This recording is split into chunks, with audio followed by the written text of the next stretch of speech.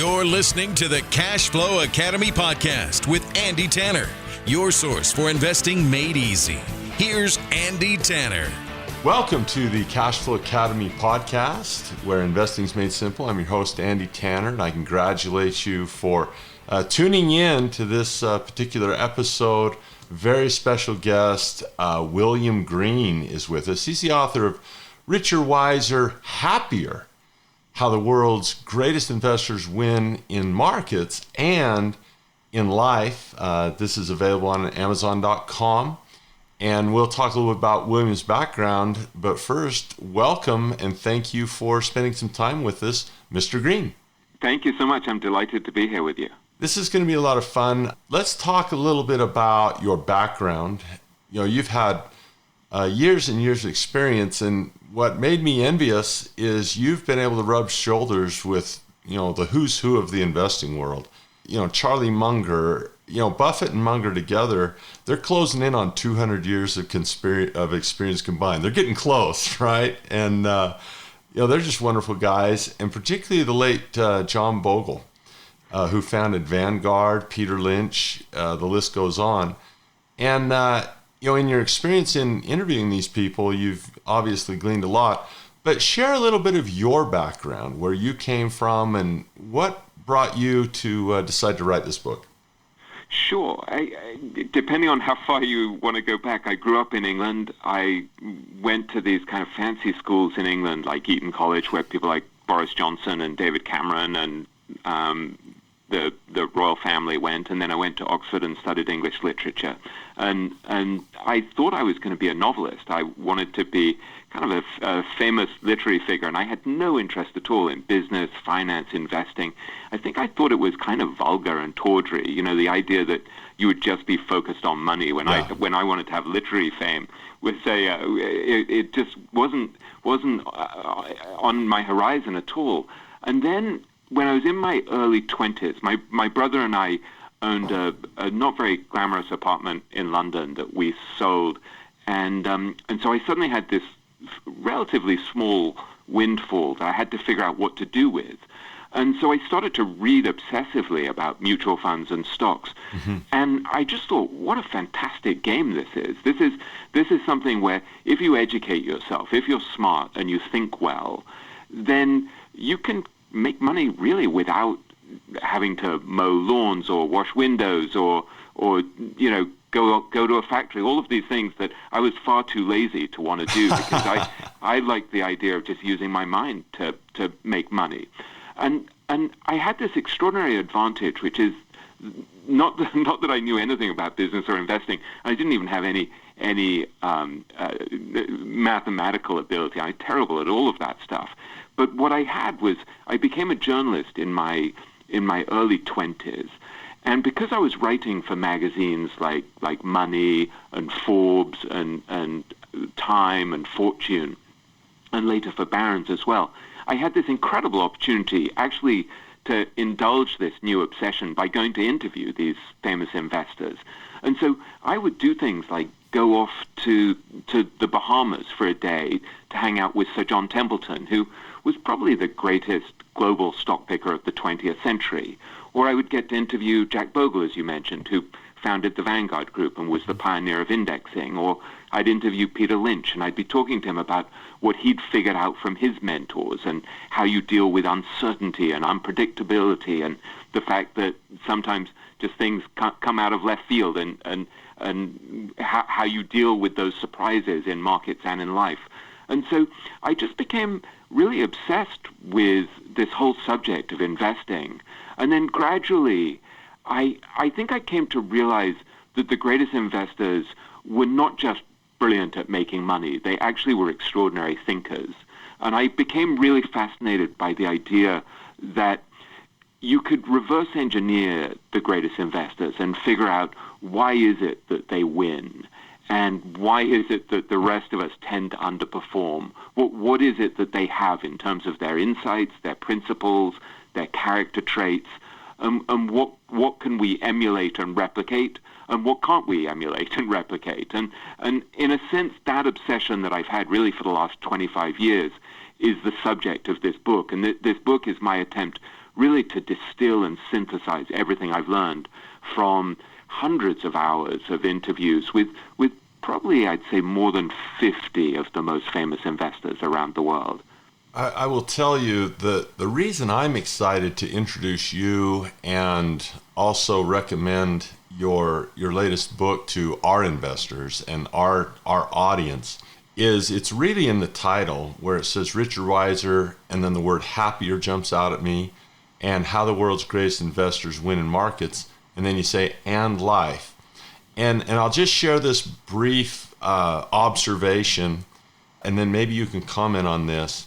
In my experience, and I imagine a lot of people's, investing in entrepreneurship has a way of fettering out or rooting out a person's weaknesses or shortcomings or soft spots in a way that you mentioned, a traditional job, mowing lawns or menial labor, whatever it may be, not to degrade that at all. But it's not at all. And it's a different. That didn't come across. No, it's not. People who are less lazy than I am and can do that. No, not at all. Not at all. However, I know in my life that, learning to deal with my emotions and my temperament, I always thought that learning to invest in stocks or becoming an entrepreneur would be like a recipe. Okay, step A, step B, do this, do that. And it was task oriented. All I had to do was do certain things and I'd get a certain result, like on the farm, we plant the seed. But what I've found is as I've studied people like, Warren Buffett and Munger and other people, I found that a person's temperament and a person's mindset and a person's toughness and what I teach my sons is being bigger than your money, which means that money doesn't control me in terms of greed or the fear of missing out or wanting a big windfall. It really has been a journey for me of personal development of the attributes that can be the best of what human beings are, and developing those attributes. So the title of your book struck me that this wasn't just about characteristics that they had in common as investors, but also as great women, great men in terms of their temperament, their character. That's fascinating. What are some of these characteristics that you noticed as you've interviewed these people? What are the similar things? Because I look at the list and I know that Jack Bogle has a different philosophy than Charlie Munger, right? Jack Bogle is, look, you can't beat the market. Just diversify across my Vanguard 500 for low fees and let the market take care of you. Where Charlie Munger says, no, most of that stuff I wouldn't even invest in, right? So they have different philosophies. What are the similar characteristics? Yeah, well, it's a wonderful observation on your part. And let me give you a story about Jack Bogle that I think illustrates this. So about 20 years ago, I would say, I was interviewing Bogle, and in that case, I was actually interviewing him over the phone, and I was talking to him about a mentor of his, a guy called Walter Morgan, who was one of the pioneers of the mutual fund business. Mm-hmm. And as we're talking about what he'd learned from Walter Morgan, the phone suddenly goes dead, and there's me saying, Mr. Bogle, are you still there? Have I lost you? And I'm slightly uncomfortable and embarrassed. And I realize after a few seconds that he's actually totally choked up as he's talking about his mentor. And he says, I'm sorry, it's putting tears in my eyes. Wow. And I said, how come? And he said, because I realize how much I loved him and how much I owe him. And as we started to unpack that, and I said to him, well, why did you admire this guy so much? What did you learn from him? He said, the most important thing is that the shareholder is king. And he said, my God, one of our clients once wrote to Mr. Morgan and said, Mr. Morgan, I need a suit. And he said, and Mr. Morgan sent him one of his own suits. Wow. And so if you think about that, that's a really beautiful anecdote that I just tuck away in a section at the back of the book that some people might not even notice. But I would say that Mr. Morgan, this guy who died many, many years ago, who almost none of us have heard, had this enduring influence on Jack Bogle, one of the most important figures in investment history, because he imbued him with this sense that you want to treat your shareholder honorably and decently as a human being, not as a mark, not as somebody you're trying to exploit by grabbing as much of their money as you can by giving them mediocre products and overcharging them. And I would say that philosophy, that mindset, really infuses what Jack Bogle did with his career and the ethos of Vanguard, Yes. with very, very low fees, treating the shareholders as partners. And I'm not saying this to eulogize him or to say everyone should just buy Vanguard funds, although I think that's an excellent option for most of us. But I think it's an example of what actually endures in terms of our behavior. We're not talking about, wow, Mr. Morgan made so much money. I don't know how rich Mr. Morgan became. We're not talking about how rich Jack Bogle became. We're talking actually about character. We're talking about the manner in which they treated people and behaved. And I think that's what endures. And when I look at someone like Charlie Munger, who's also a very central figure in my book, who I went to interview in Los Angeles, Munger also embodies these very old-fashioned characteristics. So there's a wonderful quote from something that Warren Buffett wrote about Charlie Munger, who's been his partner for, the best part of 50 years. And he said once, this was in a foreword to a biography of Munger that I didn't write, he said, in 41 years, I've never seen Charlie take advantage of anybody. And he said, I've seen him take more of the blame than was due to him, and give more of the credit than others deserved. And that sort of honorable behavior, I think, is really profoundly important. And I think part of what struck me with Charlie Munger is that it's not just the victory that mattered. It's not just the fact that he's become a billionaire and that he's legendary and that he's half of the greatest investment duo of all time. It's the manner of his victory. It's that he did it without sacrificing his principles. And so this is why I think the life aspect that you pick up on in my title is so important. It's not just about making as much money as you want. We all know that money matters, right? It's important in terms of your independence, your ability to take care of your kids, to take care of your parents, to have a secure retirement. I mean, it gives you a lot of optionality and comfort and security. I'm not diminishing it, but I think it's very related to these other questions like character, ethics, behavior, not worshiping the money, being able to share the money, things like that. And so to me, it's very interrelated, and investing and market and business really are just a subset of everything else. And the way you behave with your money and with your partners and with your shareholders and with your family, they're all interrelated, I think. And if you behave poorly in one area, it probably shows up in another area. And if you behave well in many of these areas, I think it infuses your whole life with a certain quality that I would say we see from people like Bogle and Munger, without wanting to lionize them or sort of, all of us have our flaws. None of us are perfect, but I think they represent and embody some really valuable characteristics that are helpful for us to study and say, oh, well, that's a component of a really successful life. This book is so important for that reason, and I know your effort isn't to eulogize Bogle, but we're going to lose. Someday we'll get that news that Charlie's passed. I mean, he's in his 90s. Buffett is 89, 90, I believe, and you look. I think there are 187 between them. Yeah, and so you look at that vast experience. I had an aunt pass away this last year, was 105, and when they closed their eyes for that last time, such an encyclopedia of experience is lost. When my college basketball coach passed, I thought, man, a great vault of basketball knowledge has now been closed. So to document these things is amazing. And, I picked up two other things as I was listening to what you said. First of all, as Munger, the decor of my office is quotes. I find the things that I think are the best wisdom that I can give. And it's not about investing always, but one of them is from Munger. And it embodies what you just said. He said, if all you do to succeed in life is to buy and sell little pieces of paper, it's a failed life. Life is more than wealth accumulation.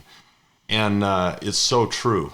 And it's funny, that quote actually is the quote that I use in the epilogue of my book. So underneath the title and subtitle of each chapter, there's a quote, and that's actually the one that I use right at the end of my book, because that chapter, the epilogue, is called Beyond Rich, because what I'm trying to say is, okay, these are people who hit the jackpot financially. They have everything. What does it give them? What doesn't it give them?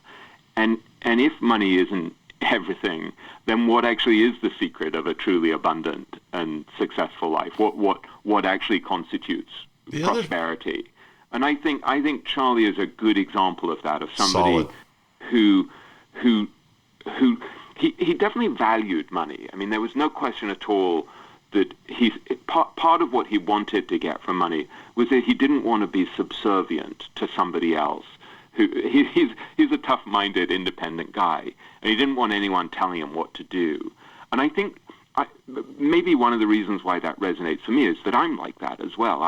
It's one of my character flaws, I guess, but it's something that I just need to recognize, that I don't want to be told what to do. And so for me, always, I think part of the fascination of the great investors was that they were using their minds to achieve a lifestyle where they wouldn't be answerable to other people excessively. They would have some degree of independence.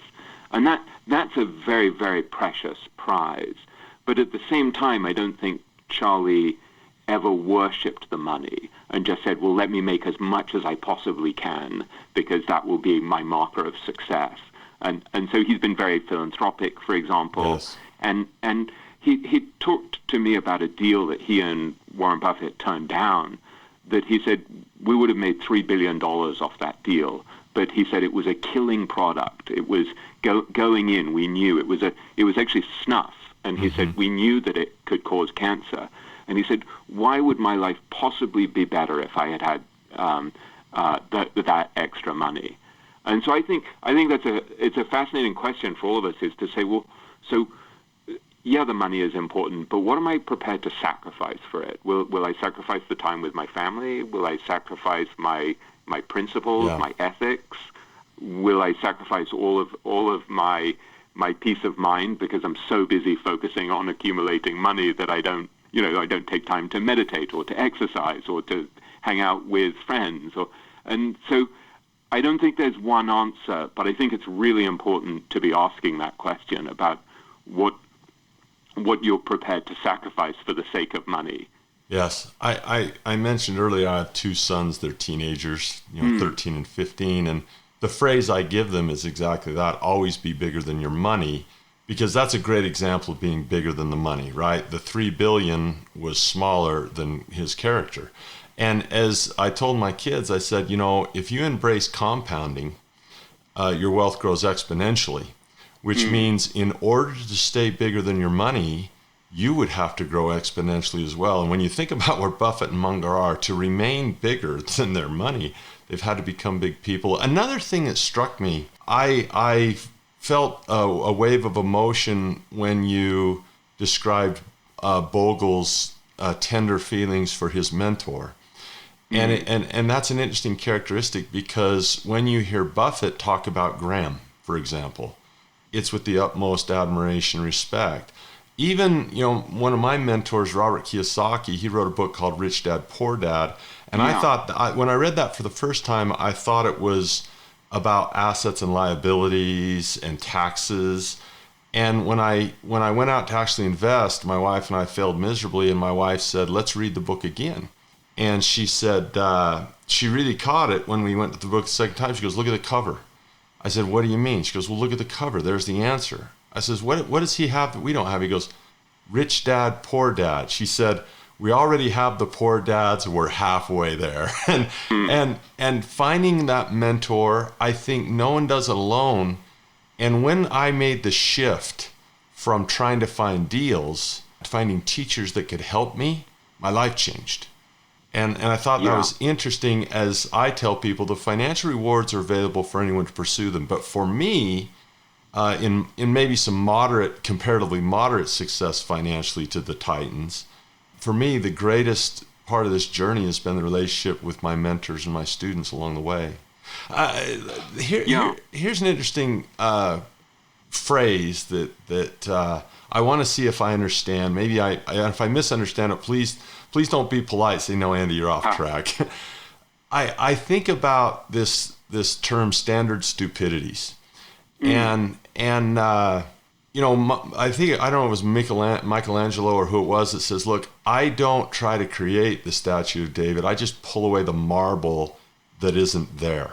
And perhaps maybe part of this for me, I've tried to get smarter, but really not trying to learn new things so much as I want to rid myself of some of the things that are not smart. In other words, I become smarter by removing the marble that's dragging me down. Is that close to what you mean by reducing? Yeah, I think I think you put it very elegantly. Just to clarify for people who haven't read the book yet and don't know about this phrase, standard stupidities, I focus a lot in a chapter about Charlie Munger, which is called "Don't Be a Fool," on his idea of systematically reducing and eliminating what he calls standard stupidities or unoriginal error, or idiotic thinking and idiotic behavior. He's a colorful guy with a kind of brusque manner, yes.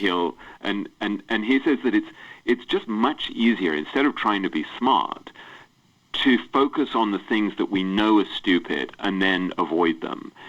And so I think there's a real link to what you're saying there about chipping away at the things that we know are wrong. And there's a chapter where I write about it's called The Resilient Investor, where I write about an extraordinary guy called Matthew McLennan, who manages about $90 billion at a firm called First Eagle. And he uses exactly the phrase you use. He says, I look at the markets, at the global markets, because he can invest anywhere.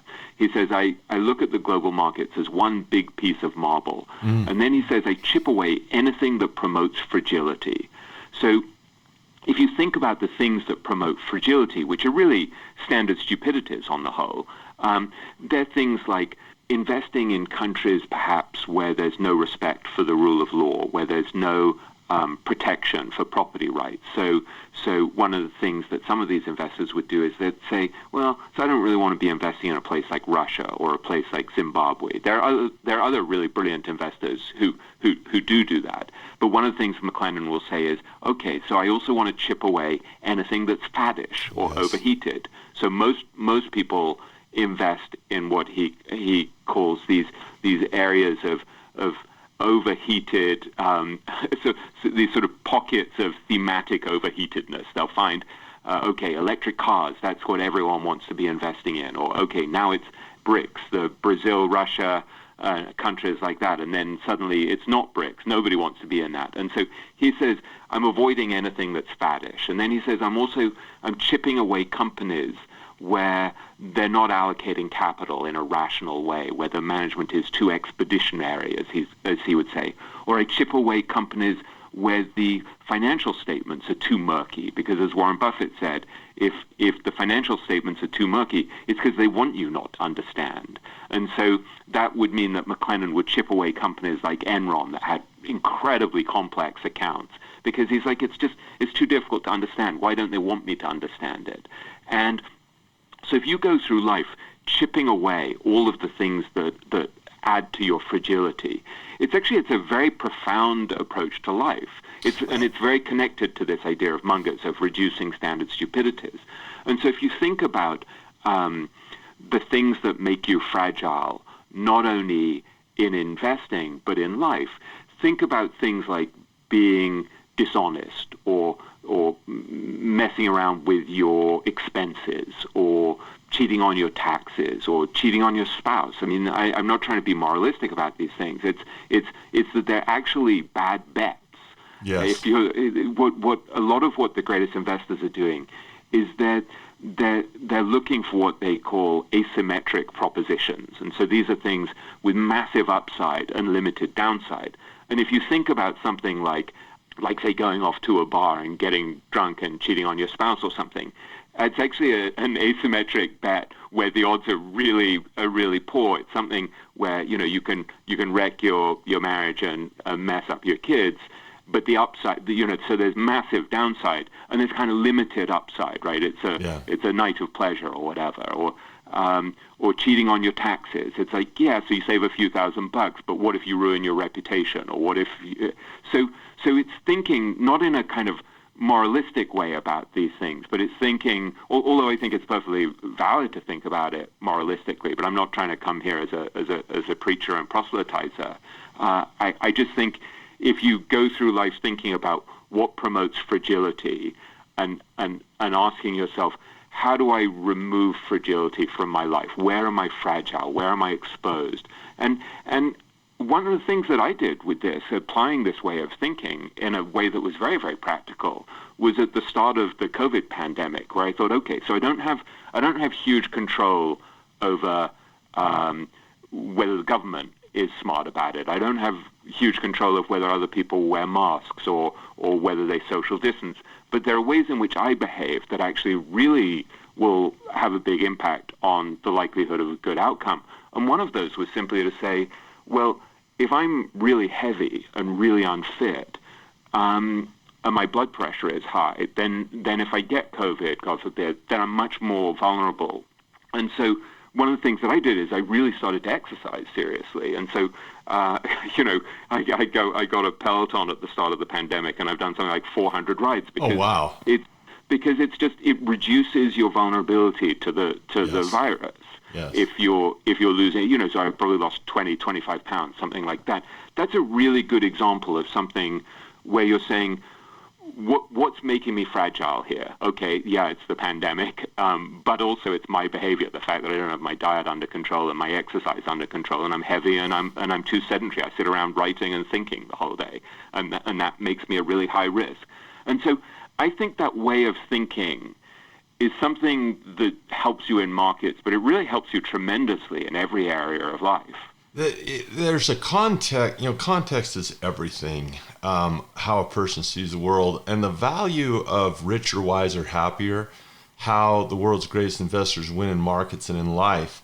The value of this work, of this book, is I think it's very contextual in that it creates a connective tissue between the principles of success generally that would apply to anything. If you wanted to have a great marriage, right, there would be disciplines, characters, consistencies, things you would do, standards, stupidities to avoid, a good temperament, goal setting, consistency, organization, all of these things in any venture you would go to. And there's an illusion, and it's strange for me to say this as an educator because I put such a premium on knowledge. You began the podcast by saying, if a person were educated, there was an opportunity to make money without having to do other labors, right? Yeah, that's a huge caveat, right? If you know what you're doing, you can do that. However, I also fear that people feel that talking about these things might be a substitute for applying them. I see people endlessly go to seminars, buy programs, books, tapes, read,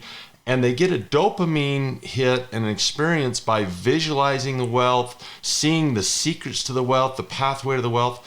But when we try to align our behavior day to day with that knowledge, human nature kicks in. And that's why I feel so strongly to advocate what you're doing, because I've found the idea of personal development is huge. I mean, think of Buffett's temperament. Think of his discipline. Think of his mind and being bigger than his money. It's a huge thing. And the other thing I will confess, these are things are not required to get rich. There are people who get rich with very low character, very much greed. But I will tell you, I hang out with people that have billions under management in assets. I'm a very fortunate person to be in a circle and have my sons interact with these people. And my sons can already tell which ones are happy and which ones are absolutely, completely miserable. Every day they're in pain. They have horrible family relationships. They feel they have no contentment. They feel a constant drive, insatiable for more, and he gets to see that these characters, and I don't want to be moralistic either, but some people in some traditions would call these the attributes of godliness, right? Yeah, absolutely. I think one of the things that Charlie Munger said that's had a profound impact on me is he says, take a simple idea and take it seriously. And when I think of the most successful people, it's not that they're necessarily the most complicated in the way of thinking. It's not that you have to develop some brilliant new algorithm that nobody understands or reinvent the wheel in some way. It's when you find some of these principles that are really powerful, you need to apply them almost with a kind of fanaticism. Mm-hmm. So when you encounter an idea that really works, where you think, okay, let me just avoid situations with massive downside and limited upside, and instead let me constantly favor things with massive upside and limited downside, or you find an idea like just the power of long-term compounding without mm-hmm. catastrophe, mm-hmm. without messing up so much that you have to go back to go and start again, or you figure out that it's actually better to treat people honorably and to treat people decently and be kind, that there's an advantage actually to behaving in an honorable and ethical way. There are things like that once you understand them, take it really seriously and make it a kind of core of your life, your operating principle. And so part of what I'm trying to do in this book is I'm trying to say, well, here's what the smartest people, but not just the smartest people, actually the wisest people have figured out, and what they're handing down to us. And I'm trying to synthesize it. And in the case of someone like Munger, he's not only learning from people like Buffett and from mentors of his. He hangs out. He says you have to hang out with the eminent dead. And so he's hanging out through biographies as a self-described biography nut with people like Ben Franklin and Darwin and mm-hmm. Newton, and he's learning from them, and he's distilling principles from them. And so part of what we're trying to do, I think, is stand on the shoulders of giants and figure out from them what as Munger would say, he tries to figure out what works and what doesn't work and why. And so it's the consistency of taking these powerful principles and not just taking them for a quick drive around the block and saying, yeah, that sounds like a good idea, and then moving on to the next thing, but saying, no, this one is kind of part of my personal armory, and I'm going to use this forever. And then I think there's a compounding effect when you adopt a handful of habits that are maybe very simple habits, but that actually work, and you compound them over time. The combination of a bunch of ideas and principles and behaviors that work really well over time is extraordinary. And likewise, when you have bad habits, over time, the fragility of those bad habits is exposed. So if I kept overeating and being sedentary and not exercising, I'm I'm 52 years old. It's kind of fine now. I've managed to get away with it.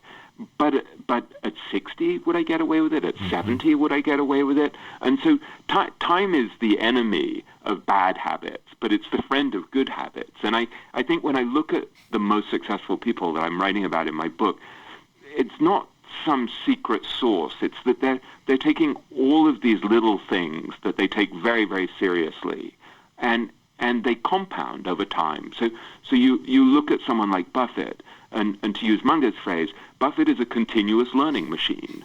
And so here he is, this guy who reads for hours every day. And so the accumulation of wisdom over many, many decades has been extraordinary. And so here you have this guy who traditionally never even believed in buying tech stocks because he thought that it was just too difficult. There was too much change and it was outside of his circle of competence. And then in his late 80s, makes this enormous bet on Apple. Yeah. That turns out to be the most lucrative investment of his entire career. Yeah. What an extraordinary role model that is for us to say, well, okay, so let me be a continuous learning machine. If Buffett, this guy who's way smarter than I am, continues to learn because he's not accepting the fact that he knows everything, then let me be a continuous learning machine.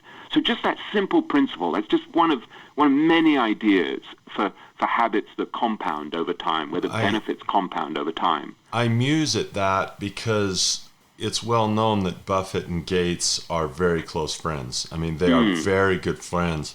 And for Buffett to take the rival company to Microsoft as his major investment of his life, and you know, he would have been very easy. Well, Bill's my friend, and it shows you that he's fanatical about his investing principles, and yet both of them are still friends. I think that says something about both, actually.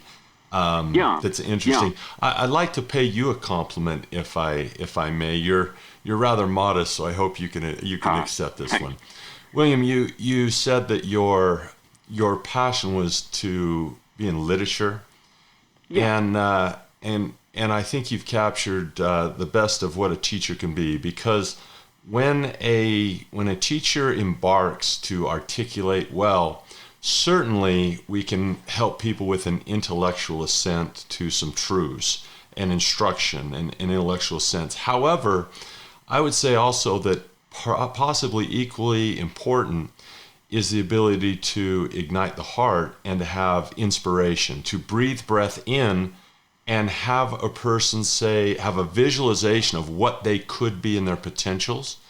And that inspiration to become the best that you can become is the spark that makes us buy the Peloton, that makes me, it's funny, I'm 52 as well. I turn 53 next month, and I've had a major weight loss too. Absolutely. Major weight loss in the same time period. So you and I resonate with the importance of inspiration.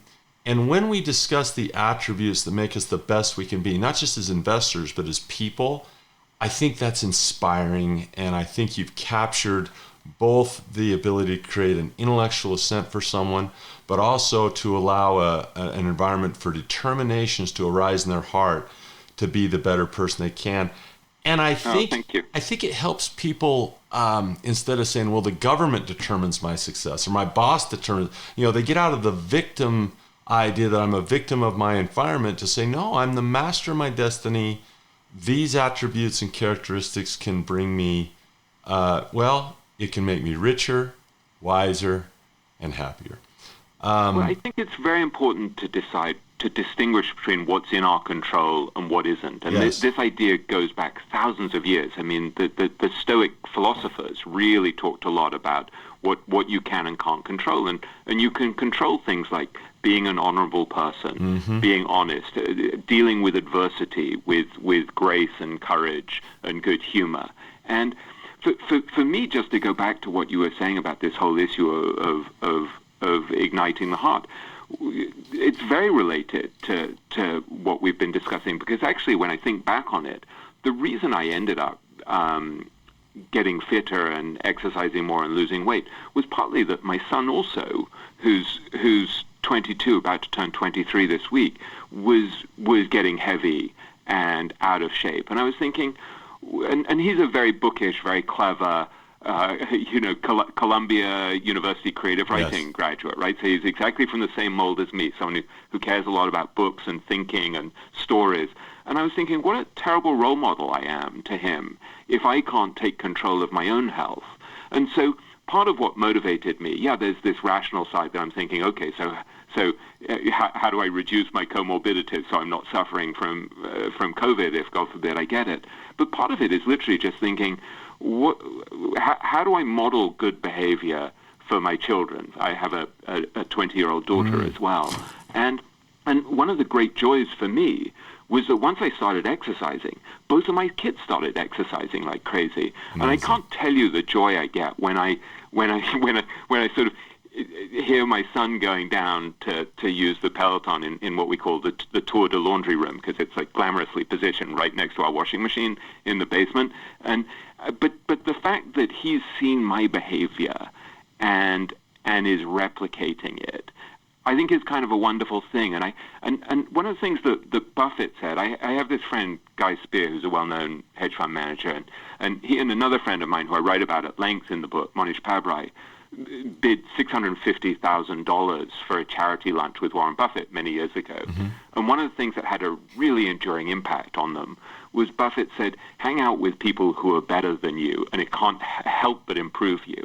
And so I think we want to be constantly trying to improve ourselves, because it's also going to have an impact on our kids, on our parents, on our partners, and so just trying to improve ourselves, trying to take on our weaknesses and say, yeah, look, I can actually take control of this, and I want to, because it's not just about me. I think I was kind of accepting the fact that I was heavy and unfit and lacking in energy, but it really hurts when you look at the people around you and you see them replicating your own dumb behavior. It's the power of what you've written, because I have the flaw of doing a lot of talking. I'm a talker, and I give speeches and I teach. But the eloquence of example, right, is ignites the heart. And as I study these guys like Munger and Buffett, and you have their sound bites and their quotes, but you really see their examples, truly inspiring. Hey, let's say that we were speaking to someone who is new, and we have established investors and entrepreneurs, but we have people that desire to become such. Do you have any words you would give a person who maybe is in a job that they don't enjoy, or maybe they enjoy it, they just don't want to do it forever, and they're thinking about becoming a serious student of investing and putting some time, energy, and money into learning? Any advice for them? I think one of the things that's fascinating about investing is that the greatest investors have been unbelievably generous in sharing their insights and principles. And so they're out there available for us if we want to study them. And so I would say go look at things like, in addition to my book, which I'm not saying is such an amazing thing, but I think distills a lot of the essence of what these guys figured out. I would say look at things like Howard Marks' book, which is the most important thing. So he's a writer I write about, an excellent writer, but also a great investor who manages something like $120 billion. And I describe him as the philosopher king of finance. And he's just an extremely rational, thoughtful person. And that book's a terrific book. I write about Joe Greenblatt, who's one of the great investors of the last half century. And he's written some terrific books, like The Little Book That Beats the Market, which is really an explanation of two things to look for in companies that have, that in a sense, are the essence of what Warren Buffett and his teacher Ben Graham looked for. And it's basically a way of finding companies that are both cheap and good businesses. Value. So I think that's really helpful. And then if you want to go deeper, look at something like Poor Charlie's Almanac, which is a collection of speeches and writings of Charlie Munger. And it can seem pretty esoteric. It may seem kind of beside the point to some people. But I think for people who understand just how important Munger is as a thinker, that's a really beautiful collection. And so, for example, to go back to the idea of reducing standard stupidities, it reprints a speech that he gave at a high school in Los Angeles decades ago, where he said, okay, let me give you the formula for the prescription for a miserable life. And so he talks to these kids about all of the things that they should do if they want to have a miserable life. And so he's taking this principle of what he calls inversion and applying it to life, so that you can say, okay, well, if I want to have a happy life, let me first figure out how to have a miserable life and then avoid those things. And so I think there's a great deal of wisdom available from people like Buffett, Munger, Howard Marks, Joe Greenblatt. And part of what's difficult is that investing seems overwhelming when you're coming at it afresh. There are so many options and there are so many products, and you hear about people who are hitting it big with Bitcoin or with whatever the hottest fad is. And I think it's very easy to get carried away or confused. And it reminds me a bit of when I was a teenager and I was starting to listen to jazz, and I was thinking, well, so where do I start? It's so enormous. And I would be like, oh, okay, so if I buy this by Charlie Parker, and then I see that he played with Dizzy Gillespie, okay, so I buy some Dizzy Gillespie, and then I think, well, who else was a great trumpeter before Dizzy Gillespie? Well, it was Louis Armstrong. And it takes a while to get oriented that way, but I think it will save you a lot of time if you go straight to people like Howard Marks, Joel Greenblatt, read Buffett's letters, his letters to shareholders, because they embody a kind of candor and decency. And he's a teacher. All of the people I've just mentioned, Buffett, Munger, Marx, and Greenblatt, they're not just great investors, they're teachers. Yeah. And I would also listen to interviews with people like Tom Gaynor, who is the co-CEO of Markel, who's very much in this mold. He